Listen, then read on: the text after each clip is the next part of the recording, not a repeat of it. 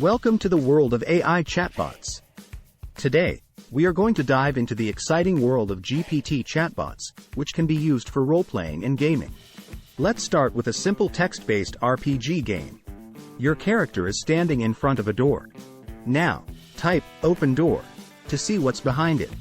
The chatbots can use GPT-3's natural language processing to create engaging characters that make the player feel like they are part of the game.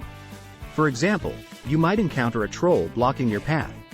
Type "ask troll to move" to see what happens. In addition to gaming, chatbots can also be used for role-playing. Imagine creating a character with a unique backstory and personality.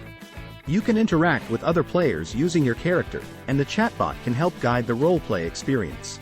Overall, GPT chatbots can make role-playing and gaming more interactive and customizable. With their ability to understand natural language and generate unique responses, the possibilities are endless. Like, subscribe and click the bell. Watch our next video now.